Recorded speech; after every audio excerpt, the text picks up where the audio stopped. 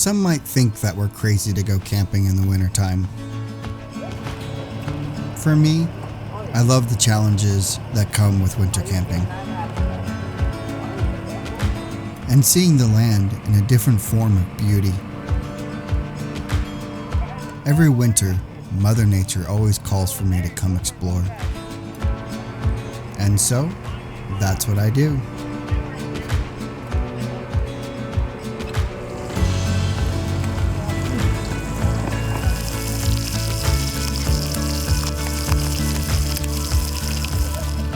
What I didn't know was that Mandy was reaching out to my friends to put together a secret birthday winter overlanding trip.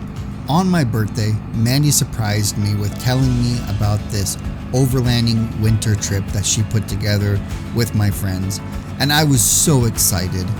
And she told me I needed to be in Ten Sleep on January 20th, and I couldn't wait for this adventure to begin.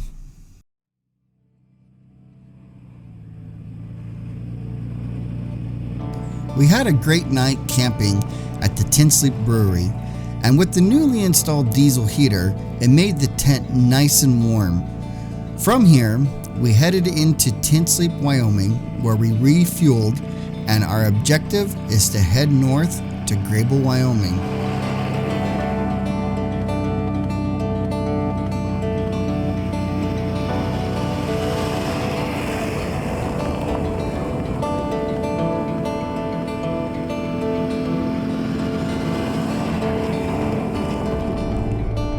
After topping off our tanks and grabbing a few hand warmers, we headed north to the small town of Hyattville, Wyoming.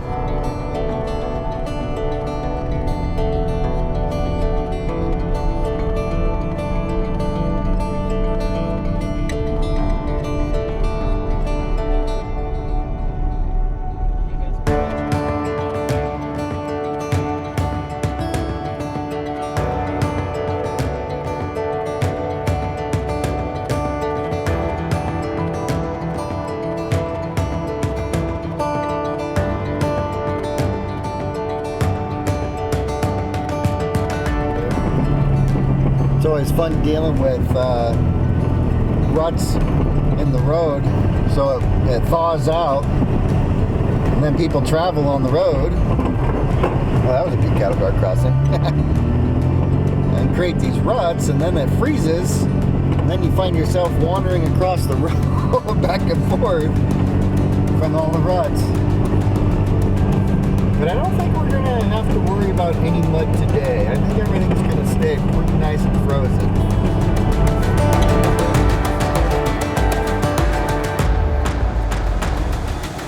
When I used to live in North Idaho, in 2013, I called all my buddies and said, hey, let's go do a winter camping snow wheeling trip. And every single one of them said, heck yeah. So we gathered our things, headed off into the mountains of North Idaho, and had an adventure of a lifetime. Now, we weren't quite prepared like I am nowadays, but nevertheless, it was an amazing time that stuck with everyone, and we were hooked. We wanted to go winter camping from this point on. So it's so nice getting back into winter camping again.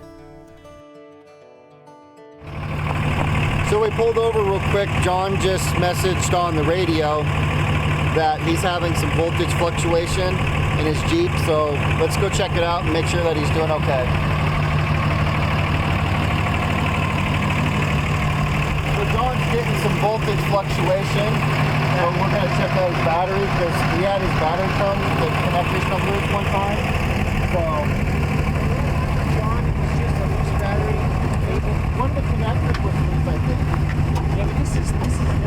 It could be that. I mean, it's so, this actually, that's like, I mean, that's one.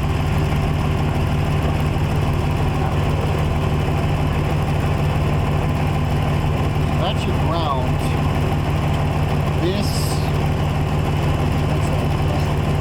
okay, I think that's just one from the engine, the exhaust coming up through there. But you're positive You're positive it's hot. I can't lay my hand on it. So what I'm seeing is like the dash will actually like power it and get de-energized almost.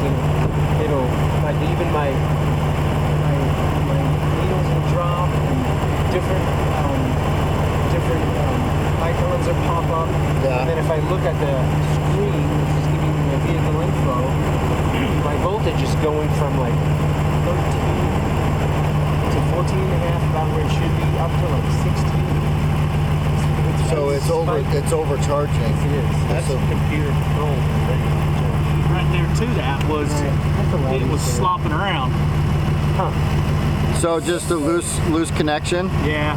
Okay. That's all it was. Well, hopefully that's just a nice easy fix. Yeah, keep the monitor on it though. That one's Yeah. I had to put my multimeter at work. I don't have it with me anymore. both of the ground was loose too. It was? Yeah, ground's loose too. Okay. Well, hopefully that'll take care of it. So here you go to vehicle info. See, right now I'm right at 14.4. Perfect. Perfect. So it was just the wires came loose from Seemed like it. driving down the road, the vibrations. Main terminals, which is what I always check. You're right. Okay. Okay, cool. Awesome. We're good to go. Whatever. If that's a good enough ground for everything, I shouldn't have a computer. Right? Later that night, sitting around the campfire, John was happy to report that he had no longer any issues with his Jeep throughout the rest of the day after we tightened up the battery terminals. Oh, cool. Alrighty. Hopefully that fixes it. Well, unfortunately, just a loose wire, so luckily an easy fix, and we can continue on down the trail. So that's nice. Simple fixes like that is really nice. A few more miles down the road, we entered the small town of Hyattville, Wyoming. This town, nestled between two creeks, the Paint Rock Creek and the Medicine Lodge Creek, is a great place to come and visit. This town has a few places that you can stop to get a good meal, and it has a post office to mail out those postcards to friends. But that's about it for this little community. Established in the early 1880s, this town was built off of the blood, sweat, and tears of the local cattlemen ranchers and the coal miners of the area. And today, the town's spirit is very high, and it's one of my favorite towns to come visit in Wyoming.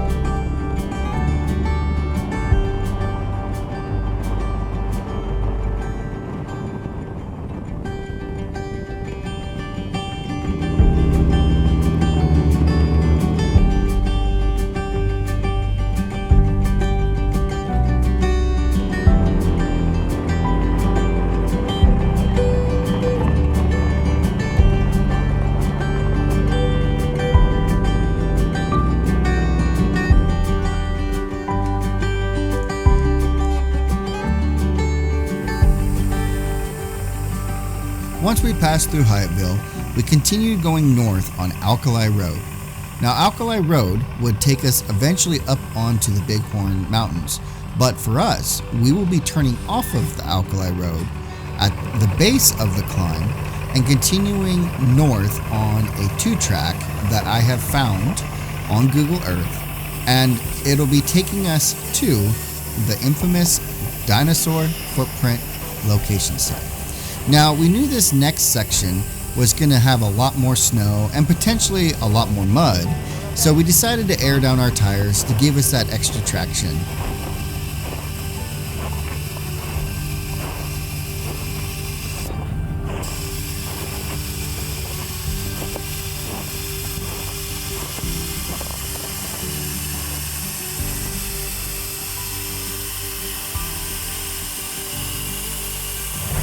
I'm planning on taking the truck tires down to 15 psi. I'm going to start off there. I don't think we're going to have to deal with a whole bunch of snow. If we do run into a whole bunch of snow, I can always go down to like 10 psi. And I think I'll just run the trailer at like 15 PSI too. So we'll just 15 PSI all the way around. Why not? Quite the amazing view once you come over that little ridge there.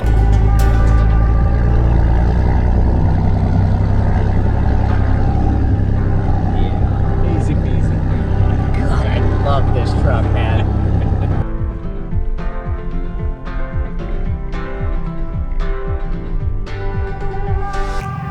You know, out of the entire trip, this obstacle was the only thing that gave me fritz the entire time.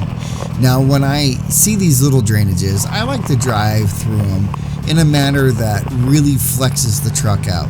And this one just happened to have the right combination of snow and ice and mud, and it totally called me out. So I locked in the rear locker and gave it another shot, which kind of worked, but I ended up having to back up and bounce it off the rev limiter a little bit.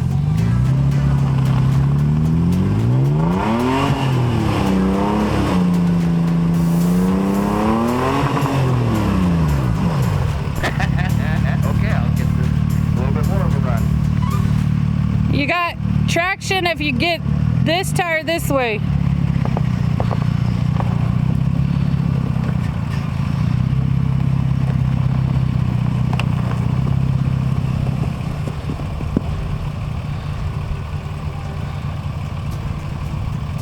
All right, here we go.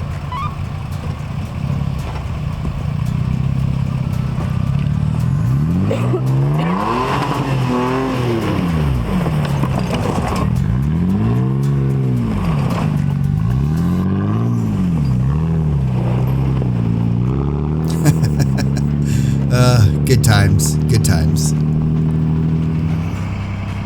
Well, and for the rest of the group, they totally made me look like a rookie.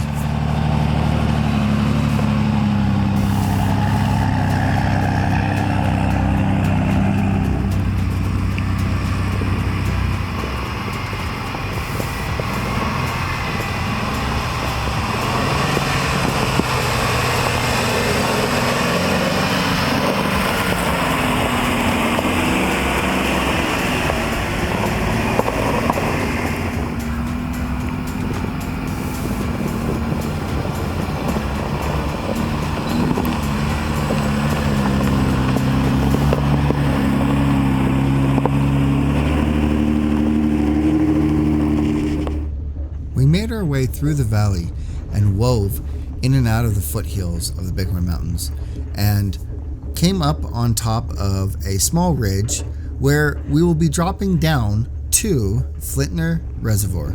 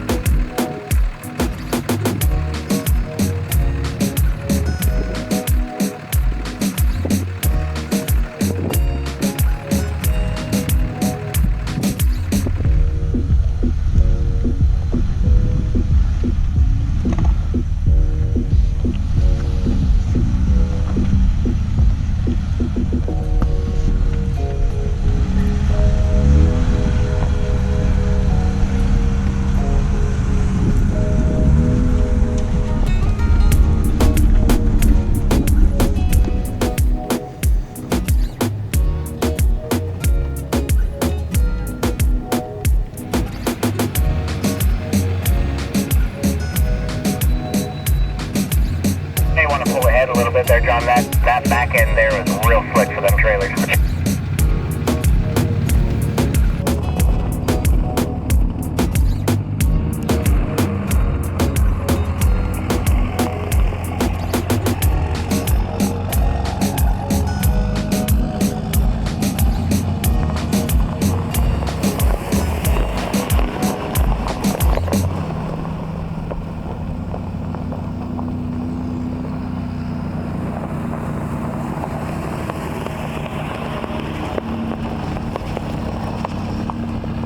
After passing Flintner's Reservoir, we came to White Sulphur Springs. Now in the summertime, there's a pretty decent amount of water flowing through this little drainage, and it makes for a nice, fun water crossing. And what's really cool is that this natural spring provides a lot of water to the growth out here and also to wild animals. So in the summertime, you can see quite a bit of wildlife hanging out around this spring.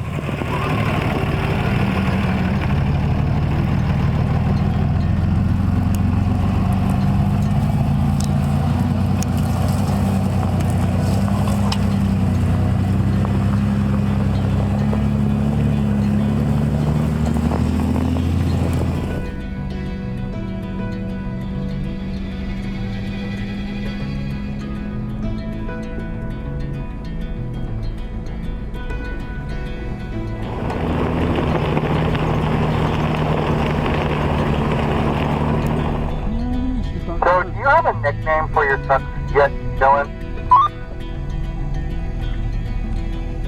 We've kind of just been calling it Bruce. Okay, because I've been calling it the Beast on the whole trip.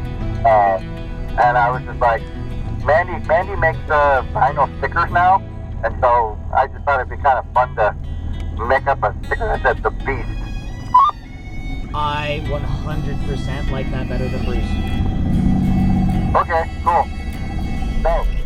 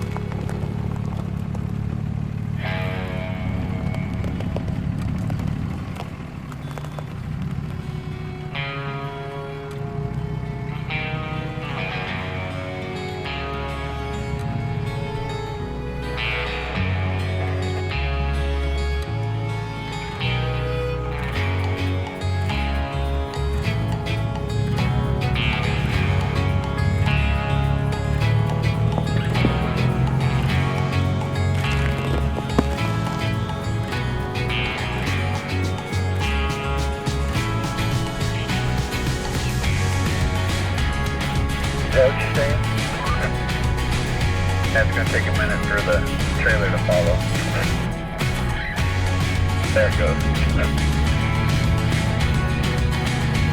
I feel like I'm widening the road.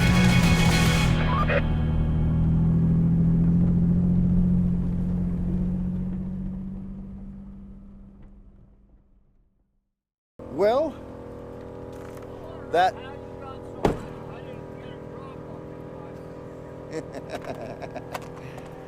well, that is the end of our trip.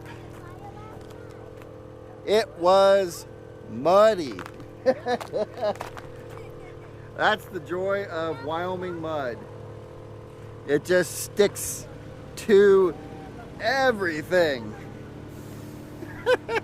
Look at that. Just absolutely saturated. Oh my God, it's everywhere. What? How'd that go again? Oh my God, it's everywhere. Yeah, that's. That's Oh, yeah. well, so Wow. our plan is tonight, so John, Grant, and myself are going to stay here at the Dinosaur Footprints location. Dylan and Marshall have to head back tonight. They have plans that they have to uphold. So unfortunately they are peeling out, but hey, it's okay. So I camped down there earlier this year, and that's actually where we're gonna go. But I just pulled up next to Dylan. Grant pulled up next to Dylan, and we're gonna tag team getting them aired up so they can hit the road. So, well, I hope you enjoyed my winter birthday Overland trip. I had a lot of fun. I'm super excited that my friends were able to join me on this trip. So we're gonna get them situated. We're gonna get camp situated, get some nice grub going, and get a fire going, and just relax. We actually got here on a pretty decent time.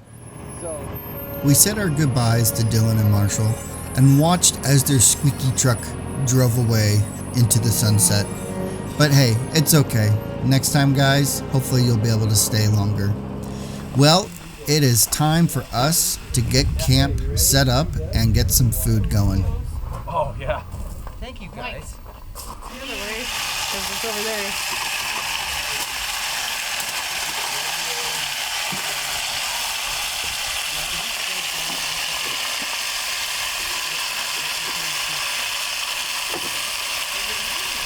Ladies first.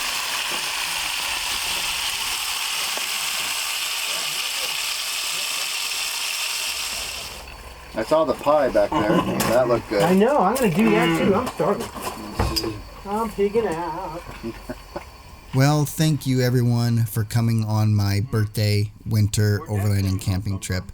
And thank you, Mandy, for putting this on for me. This was a great birthday gift. Well, everyone, I hope you enjoyed this. Until next time, we'll see you out on the trail.